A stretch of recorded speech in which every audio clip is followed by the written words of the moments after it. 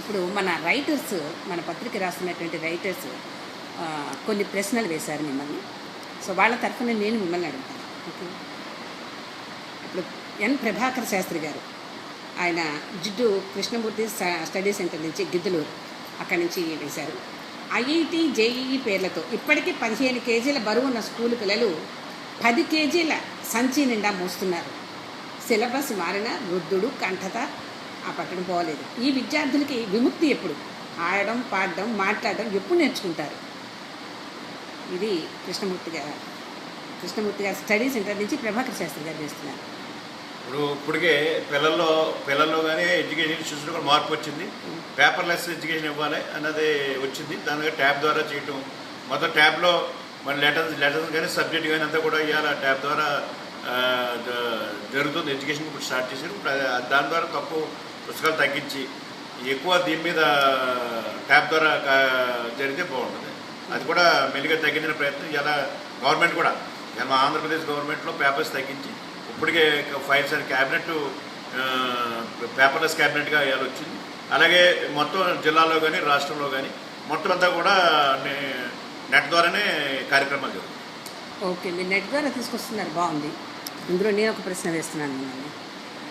ఇప్పుడు ఇంటర్నెట్ వాడటం అది ఎంతవరకు వాడాలనేది తెలియకుండా ఈ పిల్లలు దాన్ని వాడుకుంటున్నారు. అంటే నిప్పుతో చెలగాట వాడుతున్నట్టు నెట్తో చెలగాట వాడుతున్నారు ఇప్పుడు పిల్లలు. సో దానివల్ల మన సంస్కృతి సాంప్రదాయాలు దెబ్బతింటున్నాయని ప్రజల యొక్క అభిప్రాయం.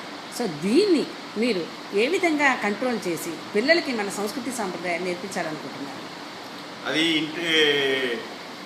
కుటుంబాలు తల్లిదండ్రులు కూడా చాలా బాధ్యత ఉంది. ఎంతవరకు అది వాడాలి, ఎంతవరకు వాడకూడదు అన్నది కొంచెం అవేర్నెస్ తల్లిదండ్రులు కూడా తీసుకురావాలి. అలాగే దీని ఎంత ఉపకారం ఉందో, ఈ టెక్నాలజీ ఎంత ఉపకారం అంత నష్టం కూడా ఉంది. ఈ ఉపకారం దీన్ని బాగా ఉపయోగించుకుంటే చాలా ఉన్నత స్థితికి వెళ్ళొచ్చు. దీన్ని మిస్యూజ్ చేస్తే మాత్రం చాలా పాత్రలోకి వెళ్ళిపోతుంది. దాన్ని కంట్రోల్ చేయవలసిన బాధ్యత ఇటు ప్రభుత్వాలు కానీ ఇటు కుటుంబాలు కానీ, ఏదైతే పిల్లల తల్లిదండ్రులు వాళ్ళు కూడా కొంచెం చూసి చేయవలసిన అవసరం. ఓకే, ప్రభుత్వం ఏ విధంగా కంట్రోల్ చేద్దాం? దాని మీద టెక్నాలజీ అవసరం ఉంది. ఇలాంటి ఏమి రాకూడదు, ఉన్నది దానికి ఏం పెట్టాలి ఏంటన్నది టెక్నాలజీ నాలెడ్జ్ ఉంటే కానీ చెప్పడం అది నాలెడ్జ్ ఉంది. సాఫ్ట్వేర్ కంట్రోల్ సిస్టమ్ ఉండాలి. ఓకే, ఇప్పుడు ఇంకొక ఏం రాశారు, తెలుగు భాష గురించి, మన కల్చర్ గురించి ఈ తరం యువత కోసం మీ ఏపీ ప్రభుత్వం ఎటువంటి చర్యలు తీసుకుంటోంది? అలాగే మన సంస్కృతి సాంప్రదాయాలతో పాటు మన తెలుగువారి చరిత్ర కూడా తెలియచేయడానికి ఎటువంటి ప్రయత్నాలు చేస్తోంది? రూపాకుల ప్రభాకరం గారు బెంగళూరు నుంచి వాడారు. ఇప్పుడు మనకి చంద్రబాబు నాయుడు గారు వచ్చిన తర్వాత తెలుగు ప్రాధాన్యత ఇవ్వాలని చెప్పి తెలుగు మీడియంలో బాగా చెప్పాలన్నది ఒకటి.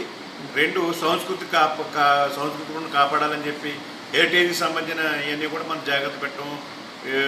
తర్వాత ఈరోజు అమరావతి పెద్ద హెరిటేజ్, దాన్ని హెరిటేజ్గా తీసుకుని దాన్ని డెవలప్ చేయడం.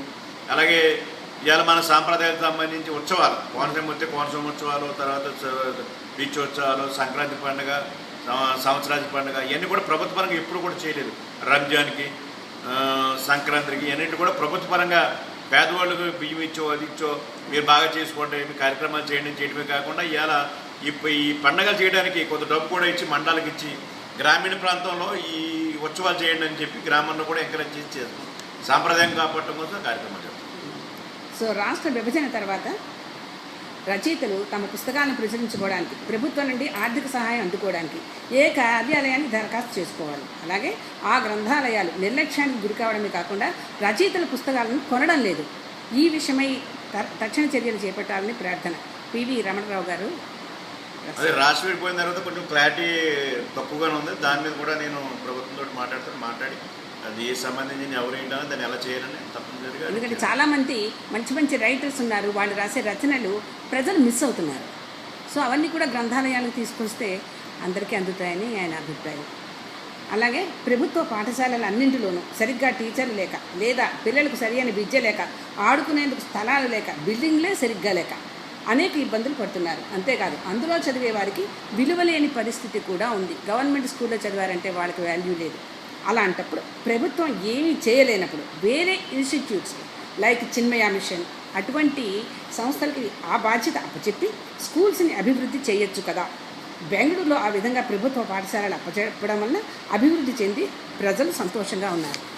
సో మీరు ఎటువంటి చర్యలు తీసుకోబోతున్నారు? అలాగే భోజనం పద్ధతి కూడా అవాయిడ్ చేసి, ఈ భోజనాలు సిస్టమ్ పెట్టారు స్కూల్స్లో, వాళ్ళకి పిల్లలందరికీ భోజనం పెడుతున్నాం అనుకుంటున్నారు, కానీ అది హైజెనిక్గా ఉంటుందా? ఉండక మళ్ళీ ఇబ్బందులు పడుతున్నారు. అటువంటివి మీరు అవాయిడ్ చేసి ఆ బియ్యం వాళ్ళకి ఇస్తే వాళ్ళే ఒక మంచి ఫుడ్ సెలెక్ట్ చేసుకుని తింటారు. ఆ టైం కలిసి వస్తుంది, అలాగే వాళ్ళకి అయ్యేటటువంటి ఖర్చు కూడా గవర్నమెంట్కి కలిసి వస్తుంది. అలాగే ప్రైవేటు స్కూల్స్ని భరించడం ప్రజలకి చాలా కష్టంగా ఉంది. వాటిని కంట్రోల్ చేయవలసిన అవసరం కూడా ఉంది. శ్రీమతి రూపాకల పద్మగారు అడిగారు బెంగళూరు నుంచి.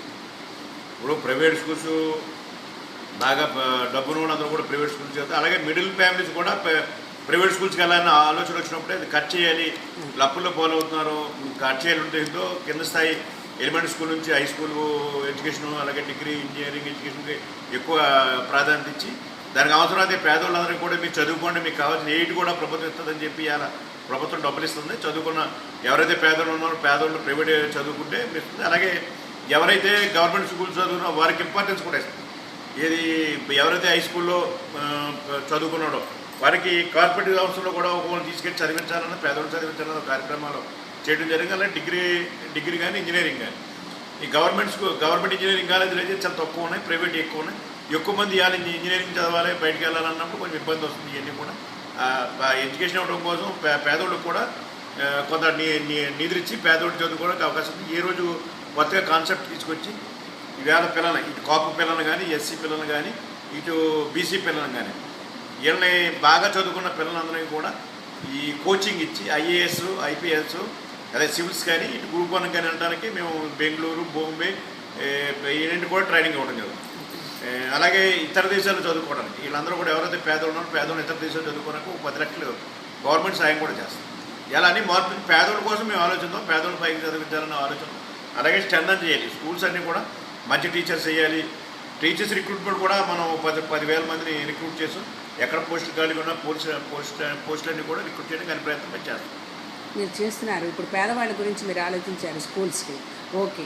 ఈ ప్రైవేట్ స్కూల్స్లో అందరూ కూడా డబ్బున్న వాళ్ళు చదువుతున్నారు. ఆ డబ్బున్న వాళ్ళు కూడా గవర్నమెంట్ స్కూల్స్కి వాళ్ళు అక్కడ చేర్పించి పిల్లల్ని అక్కడ చదివించేటట్టు ఆ స్టాండర్డ్ తీసుకొచ్చి ఆ స్థాయికి తీసుకొచ్చేటట్టు మీ ప్రభుత్వం ఎటువంటి చర్యలు తీసుకుంటుంది? ఇప్పుడు డబ్బున్న వాళ్ళు ఎడ్యుకేషన్ కోసం పెద్ద స్కూల్లో జాయిన్ చేస్తాం. అదే స్థాయికి మన పిల్లల్ని కూడా తీసుకురావాలి.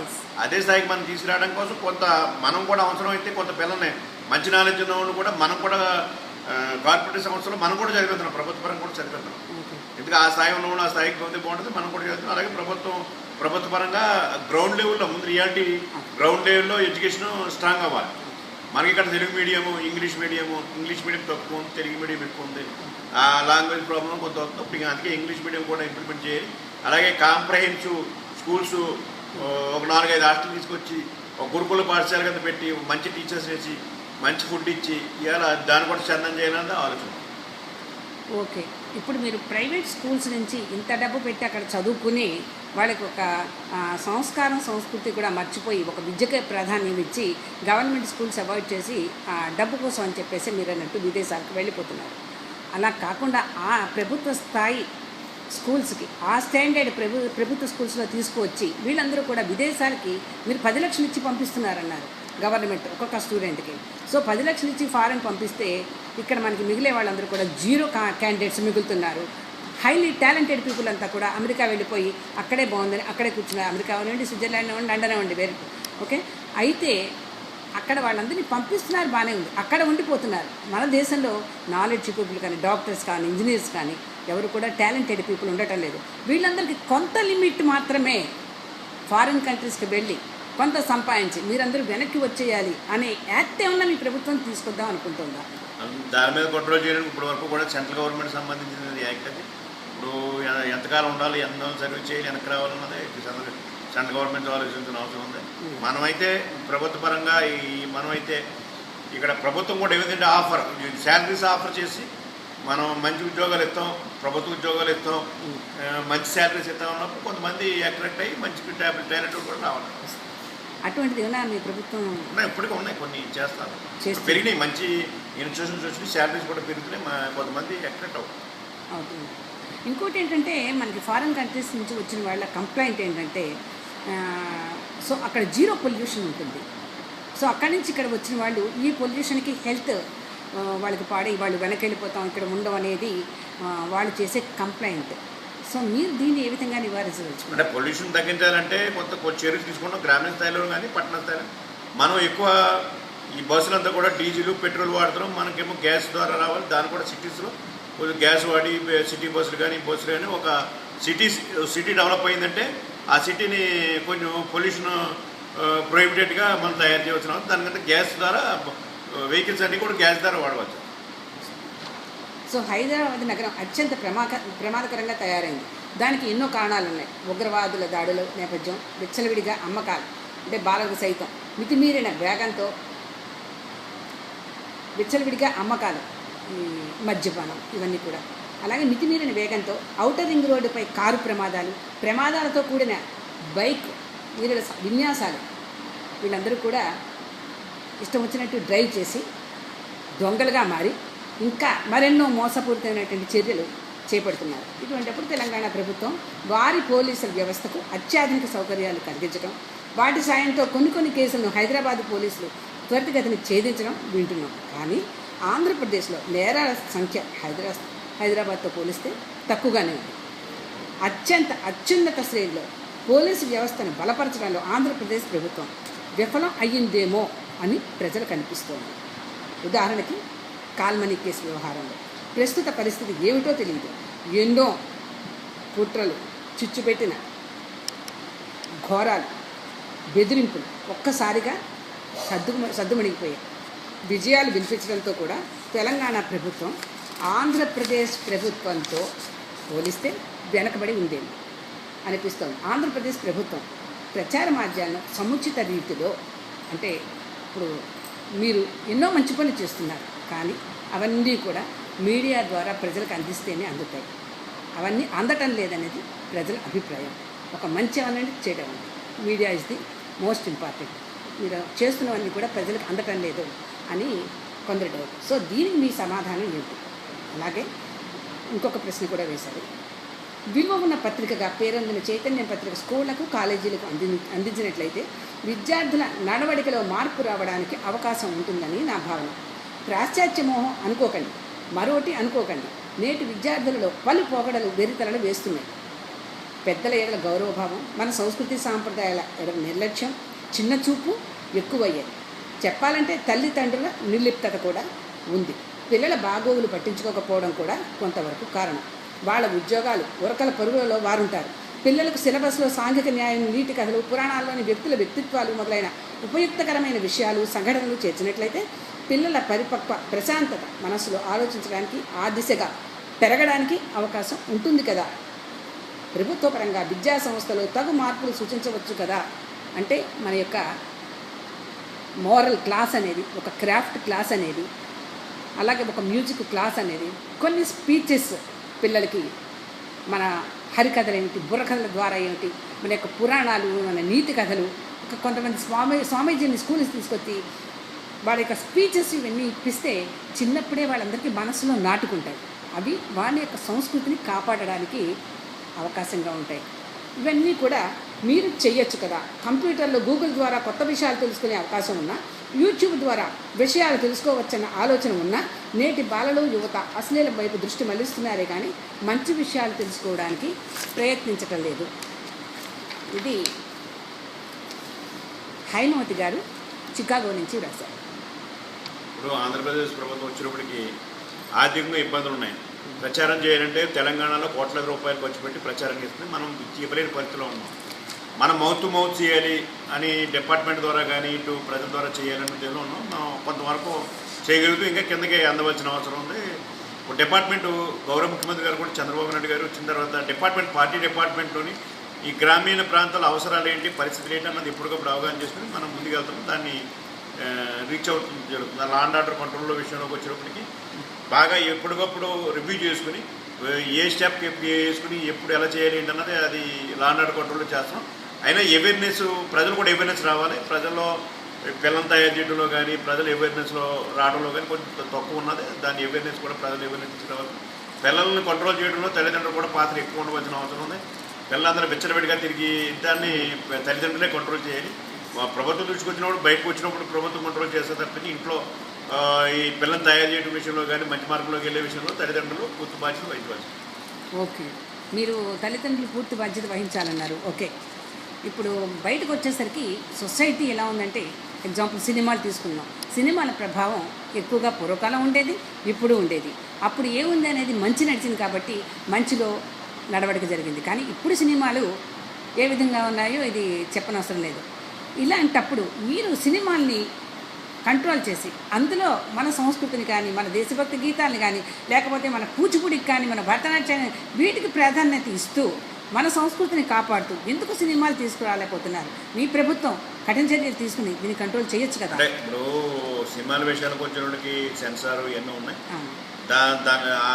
దాని రోజు దాన్ని చేయవలసిన అవసరం ఉంది. మనమైతే ఇప్పుడు ప్రభుత్వ పరంగా కూచిపూడి డ్యాన్స్ని ఎంకరేజ్ చేయడం ఉద్దేశంతో ఒక అకాడమీని కూడా పెట్టాం. అకాడమీని పెట్టి టీచర్ ఒక ఎండీని వేసి దాని చేయడానికి అన్ని చర్యలు కూడా కూచిపూడి అన్ని చోట్ల కూడా రావాలి, కూచిపూడి డ్యాన్స్ ప్రతి ఒక్కరికి నేర్చుకోవాలని పిల్లల ద్వారా లేవాలని అది ఆ కార్యక్రమం కూడా జరుగుతుంది. అలాగే సాంస్కృతిక కార్యక్రమాలు కూడా ఇప్పుడు ఏ ఫంక్షన్ పెట్టినా సాంస్కృతిక కార్యక్రమాలు పెడుతున్నాం. డ్రామాలు కానీ ఇప్పుడు డ్రామాలు నాటకాలు అన్నీ కూడా మార్మూలకి వెళ్ళిపోయినాయి.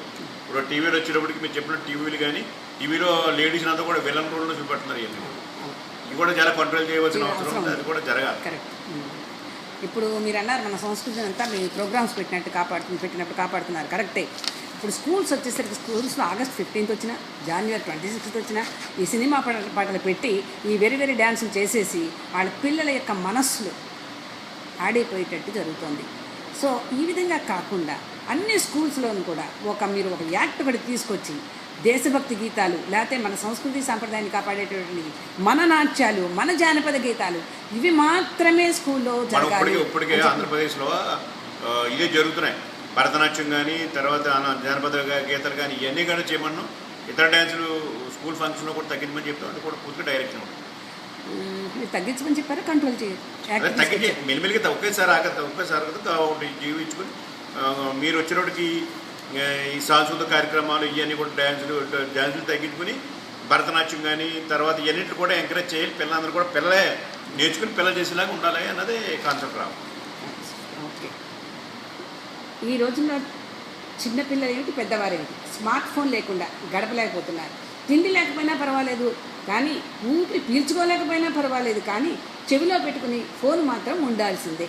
దీనివల్ల రోడ్డు ప్రమాదాలు ఎక్కువ అవుతున్నాయి. పిల్లలకు బాల్యం నుండి కళ్ళజోళ్ళు అవసరం పెరుగుతోంది. అనేక కొత్త వ్యాధులు వస్తున్నాయి. వీటిని అరికట్టడానికి ముఖ్యంగా పిల్లలు అవిశ్రాంతంగా వాడడానికి ప్రభుత్వం చట్టం లాంటిది ఏమైనా రూపొందించడం చేయగలదా, లేదా సాఫ్ట్వేర్లో మార్పులు చేయవచ్చు కదా, దాని బాగోగులు చూడవలసిన అవసరం పెద్దలదే కదా, ప్రజలే కదా అన్న సమాధానం కాదు. ప్రభుత్వం కూడా చర్యలు తీసుకోవాల్సిన అవసరం ఉంది. అలాగే మద్యపానం అది అనేక అనర్థాలు తీసుకొస్తోంది. నేరాలు జరుగుతున్నప్పుడు అబ్కారీ విధానం ప్రవేశపెట్టి అధికార దాహం కోసం ప్రభుత్వ సారా దుకాణాలు, అలాగే వైన్ షాపులు పర్మనెంట్లీ టెండర్లు ఇవ్వడం జరుగుతోంది. వీటిని ప్రోత్సహించి ఆ విభాగాన్ని ప్రత్యేక శాఖలను కూడా కేటాయించడం, ప్రజల శ్రేయస్సును దృష్టిలో పెట్టుకుంటే ఆ మహమ్మారి దుర్వ్యసనానికి బలి చిన్న పిల్లలు కూడా దానికి అలవాటు పడిపోయి కొన్ని కుటుంబాలు నాశనం అయిపోతున్నాయి. దీన్ని పరిశీలిస్తే ప్రభుత్వం ఆ శాఖను పోషించడం, ప్రోత్సహించడం సబబేనా అని అడుగుతున్నారు. ఆ శాఖ అంబేద్కర్ శాఖ లేకపోతే ఇవాళ ప్రభుత్వ పరంగా ఈ క్వాలిఫైడ్ లిక్కర్ వస్తుంది, లేకపోతే నాట్ లిక్కర్ వచ్చి చాలామంది చనిపోయిపోయింది. దాన్ని కంట్రోల్ చేయడం కోసం శాఖ అవసరం. మనం ఈ బెల్ట్ షాపులు కానీ ఈ లైసెన్స్ అయితే లిమిట్గా లైసెన్స్ చేయడం కాదు, బెల్ట్ షాపులు పూర్తి కంట్రోల్ చేస్తాం. ఎక్కడ మా దృష్టికి వచ్చినా మేము కంట్రోల్ చేస్తాం. కానీ శాఖ లేకపోతే మాత్రం నాట్ సారా వచ్చి తయారు చేసే సారా వచ్చి చాలామంది ఆరోగ్యం పోవడం కదా, ఎక్కువ మంది చనిపోయి కూడా అవకాశాలు, ఎక్కువ మంది చనిపోతారు. ఇది శాఖ లేకపోతే మొత్తం నాటు సారాకి వెళ్ళిపోతుంది మొత్తం. అంటే అసలు మొత్తం మద్యపానం కంట్రోల్ చేయలేదు. మేము ఎన్టీ రామారావు టైంలో మేము చూసాం. ఎప్పుడైతే ఇది కంట్రోల్ చేసామో తయారు చేసి అమ్యూనియం వేసి తయారు చేసి చనిపోయి చాలా రేట్ పెరిగింది. శాఖ ఉండాలి, మీరు అన్నట్టు లిమిటెడ్ షాపులు ఇవ్వాలి, బెల్ట్ షాపులు కంట్రోల్ చేయాలి. దానికోసం అది ప్రయత్నం. ఎందుకంటే దీనివల్ల ముఖ్యంగా చూస్తుంటే ఉన్నత కుటుంబాల వాళ్ళైతే బయటికి రావు. అందులో వాళ్ళు డ్రింక్ చేస్తారో ఏం చేస్తారో అన్ని లోపల జరిగిపోతాయి. చాలా కుటుంబాలు బయటికి రానివ్వరు. కానీ పేదవాళ్ళ కుటుంబాలు ఉన్నాయంటే ఈ మగవాడు సంపాదించే సంపాదన అంతా వీడు తాగి అంతా ఆ భార్య సంపాదించిన సంపాదన కూడా తీసేసుకొని వాళ్ళు తాగి తందనాలు ఆడేసరికి ఆ కుటుంబాలు నాశనం అయిపోతున్నాయి. వాళ్ళంతా మీరు గవర్నమెంట్ మీ ప్రభుత్వం ఎన్ని రేషన్ బియ్యం ఇచ్చినా లేకపోతే ఎన్ని పంపించినా కూడా ఎన్ని వ్యవసాయంలో కూడా మీరు ఎన్ని సదుపాయాలు కల్పించినా కూడా ఈ తాగుడు వల్ల కుటుంబాలు నాశనం అయిపోయి పైకి రాలేకపోతున్నాయి. సో దీనికి మీరు చర్యలు తీసుకోవాల్సిన అవసరం ఉందండి. తప్పకుండా మీరు చెప్పిన సూచనలు చాలా మంచి సూచనలు. ప్రభుత్వ పరంగా పూర్తిగా కంట్రోల్ చేసే బాధ్యత తీసుకోవాల్సిన బాధ్యత ఏదైతే గవర్నమెంట్ డైరెక్షన్ ఆ డైరెక్షన్ ప్రకారం వెళ్ళాలి. దానికోసం ప్రభుత్వం పూర్తిగా కంట్రోల్ చేయడానికి ప్రయత్నం చేస్తాం. ముఖ్యంగా ఎడ్యుకేషన్ గురించి, అలాగే ఈ మద్యపానం గురించి, అలాగే విదేశాలకు వెళ్ళే పిల్లలకి వాళ్ళకి కంట్రోల్ టైం అనమాట. ఇంత టైం అని చెప్పి ఫిక్స్డ్ టైం పెట్టి వాళ్ళని వెనక్కి రప్పించి, ఎందుకంటే అక్కడికి వెళ్ళిన తర్వాత వాళ్ళ డబ్బు వాళ్ళు మీరు ఎంత అడిగినా కూడా గవర్నమెంట్కి మాకు మీరు ఇక్కడి నుంచి వెళ్ళారు కదా అంటే వాళ్ళు ఎంత సాయం చేస్తారు? చేసేవాళ్ళు చాలా కొద్దిమందే ఉంటారు. కానీ ఖర్చు అంతా కూడా ఇక్కడ ప్రజల సొమ్ము స్కూల్స్ కోసం, కాలేజెస్ కోసం ఖర్చు పెడుతున్నారు. కానీ ఇక్కడంతా ఖర్చు పెట్టించి ఫారిన్ కంట్రీస్కి వెళ్ళి వాళ్ళు హాయిగా సంపాదించుకొని వాళ్ళ తల్లిదండ్రులు మాత్రం చూద్దాం అనుకునే వాళ్ళే, అది కూడా కొందరు. మిగిలిన ఈ ప్రజల సొమ్ము కూడా వాడుకుంటున్నారు కదా, ఇక్కడ వినియోగం చేద్దాం అనుకునేవాళ్ళు చాలా తక్కువ. దీని గురించి మీ ప్రభుత్వం కొంతవరకు యాక్ట్ తీసుకొచ్చి మీ ఇంత ఫిక్స్డ్ టైమే మీకు ఇస్తున్నాం, 5 ఏళ్ళ 10 ఏళ్ళ ఇంతే, మీ ఎడ్యుకేషన్ లేకపోతే కొంతవరకు సంపాదించుకొని మీరు వెనక్కి వచ్చేసేయాలి, ఆ తర్వాత మీరు ఉండడానికి వీల్లేదు అని యాక్ట్ మీరు తీసుకొస్తే చాలా బాగుంటుందని పార్లమెంట్లోని ఇదంతా కూడా మీరు అప్పీల్ చేయవలసిన అవసరం ఉందనుకుంటాను నేను. ఓకే, ఇంత సేవ చేస్తున్నారు, మరి మీకు వెనకాల వెళ్ళి మనం కూడా చేద్దామని అనిపించట్లేదా? ఓకేనండి, థ్యాంక్ యూ వెరీ మచ్.